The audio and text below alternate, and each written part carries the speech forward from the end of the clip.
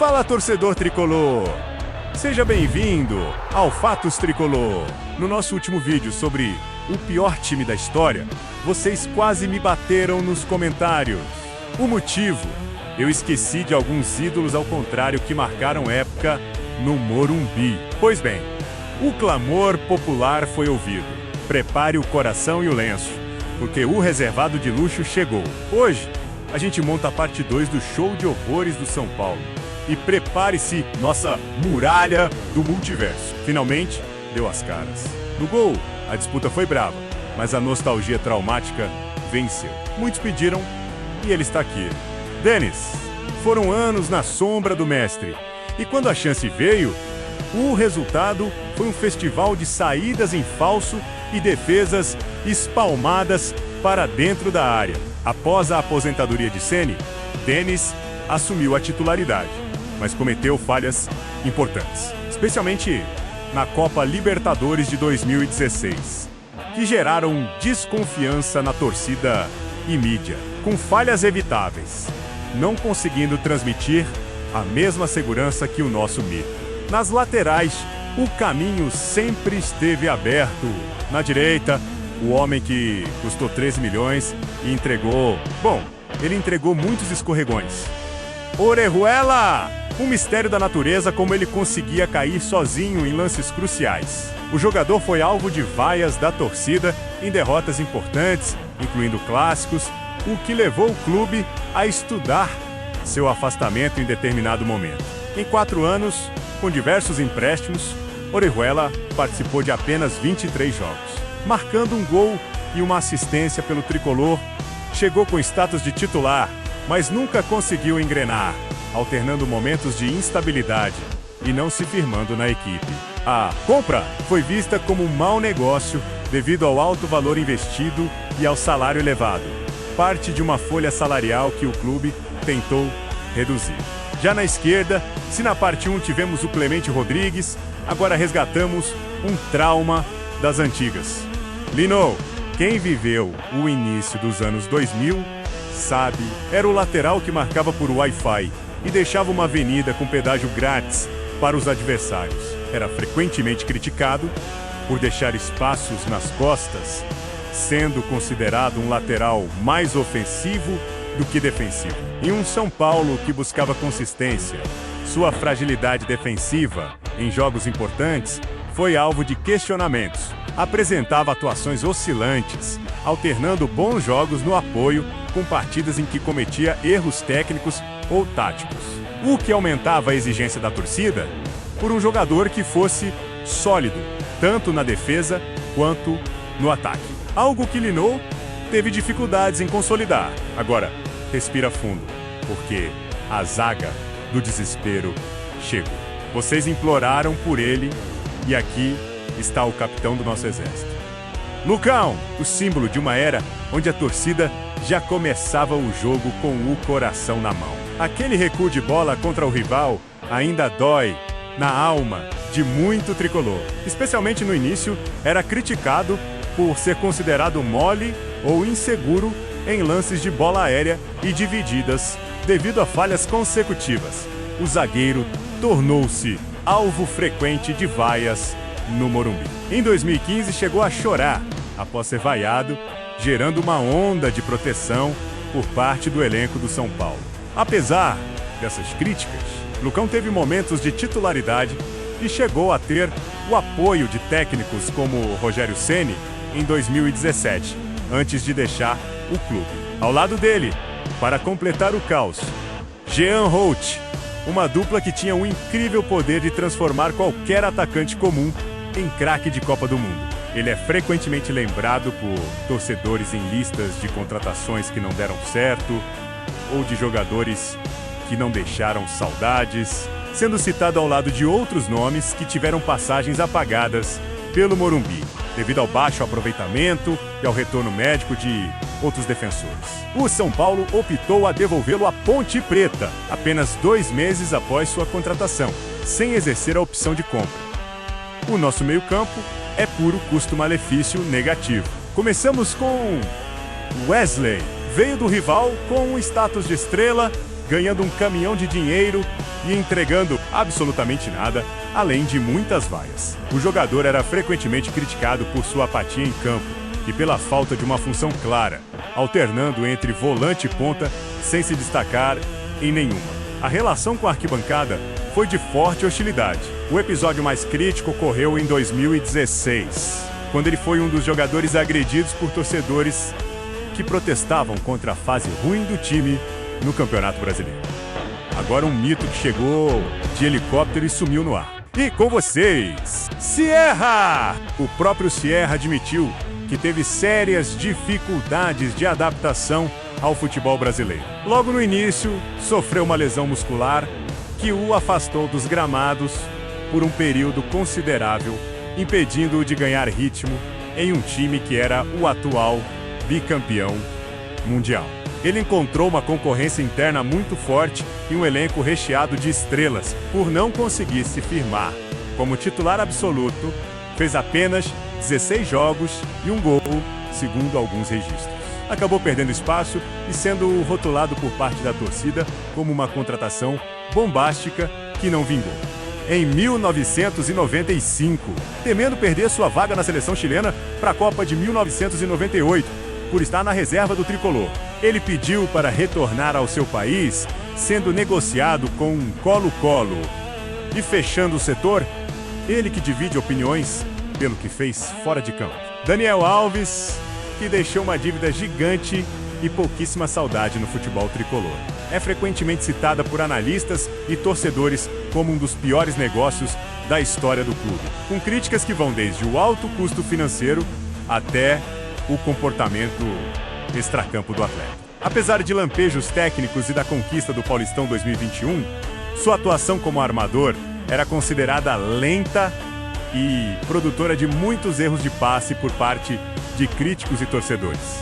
Ficou marcado pelo vídeo tocando tantã em uma festa enquanto estava afastado por uma fratura no braço. E por respostas irônicas a torcedores nas redes sociais, afirmando que era o dono do São Paulo. A relação terminou em setembro de 2021, quando o jogador se recusou a se reapresentar após os jogos da seleção brasileira devido aos atrasos salariais, levando ao distrato imediato. O ataque é onde o gol passa longe. Neilton, o novo Neymar, que no São Paulo foi uma decepção completa. Em 11 jogos, Neilton não marcou nenhum gol e não deu nenhuma assistência. Ele parecia leve demais para o esquema de Rogério Ceni em sua primeira passagem como técnico, perdendo a maioria dos duelos físicos. Após alguns jogos ruins, o jogador visivelmente perdeu a confiança. Ele passou a ser vaiado no Morumbi e em pouco tempo foi escanteado pelo treinador, sequer sendo relacionado para o banco. A torcida criticou duramente a diretoria por abrir mão de Hudson, um volante marcador, que fazia falta ao elenco para trazer um atacante de lado de campo que não parecia pronto para ser titular. O desgaste foi tão rápido que São Paulo interrompeu o empréstimo em maio de 2017 e o devolveu ao Cruzeiro, que logo o repassou ao Vitória. No final das contas, Neilton virou o símbolo de um elenco que flertou com o rebaixamento naquele ano, até a chegada de Hernanes. Ao lado dele, o esforçado, porém limitadíssimo, Trellis.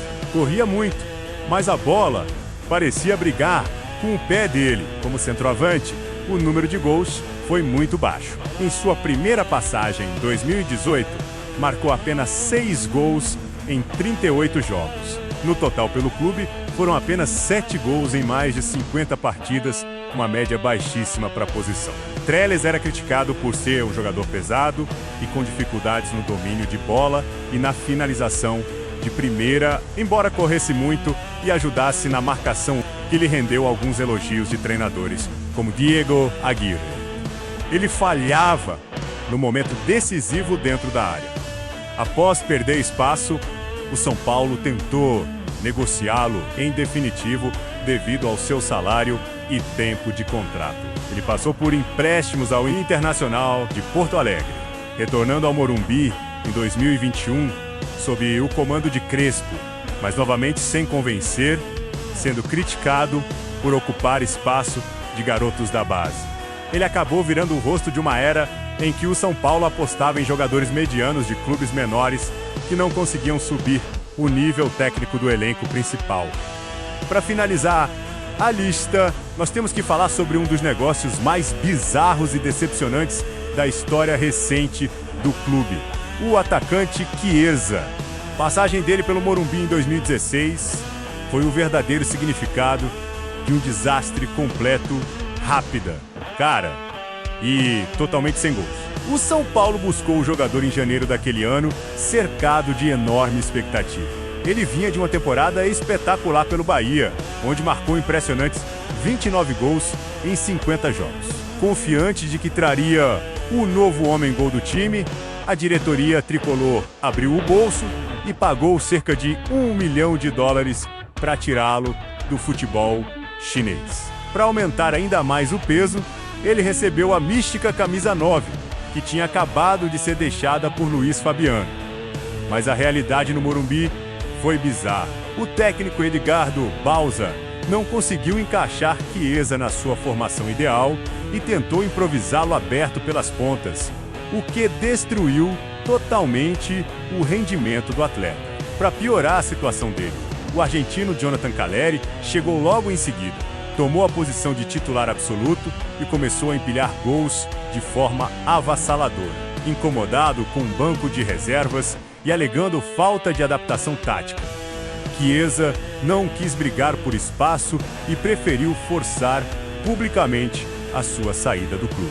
O resultado prático dessa aventura durou menos de 3 meses. No total, foram apenas 2 jogos oficiais disputados e absolutamente nenhum gol marcado.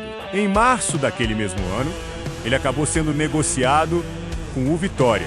No fim das contas, Chiesa custou uma fortuna por minuto em campo, não deixou saudade nenhuma e fecha a nossa lista como um dos camisas 9 mais rápidos, improdutivos e decepcionantes de todos os tempos do São Paulo. E quem comanda essa barca? A prancheta vai para o Doriva, uma passagem tão rápida quanto desastrosa que selou o destino de um ano difícil. Ele substituiu Juan Carlos Osório, que tinha um estilo ofensivo e moderno. Doriva tentou implementar um jogo mais pragmático e defensivo que o elenco não aceitou bem, gerando um choque cultural tático que travou o time. Críticos apontavam que ele mudava o time constantemente e não conseguia repetir uma escalação ou padrão de jogo, deixando os jogadores perdidos em campo. Em 7 jogos, ele conseguiu apenas 2 vitórias, 1 empate e 4 derrotas. Aproveitamento de 33%. O auge da crítica foi a eliminação na semifinal da Copa do Brasil para o Santos. Embora os resultados fossem ruins, a demissão foi vista como amadora. Ele foi mandado embora logo após uma vitória contra o Sport, apenas para tentar acalmar o ambiente político do clube. No fim das contas, Doriva virou o símbolo de uma gestão perdida que trocava de técnico como quem troca de roupa. E agora sim!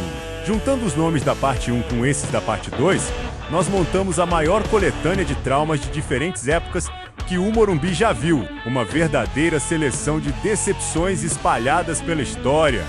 Contratações caras que não vingaram, improvisos bizarros e jogadores que até hoje a torcida não entende como vestiram o nosso manto.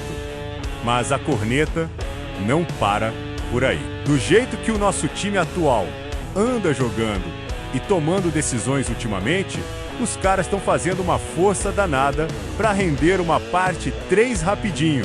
Agora, a bronca é com vocês.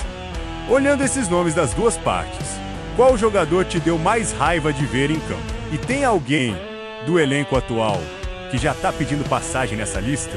Deixa a sua opinião nos comentários, deixa aquele like no vídeo, se inscreve aqui no Fatos Tricolor e ativa o sininho para não perder as próximas resenhas. Valeu, torcedor tricolor. Um grande abraço e até a próxima.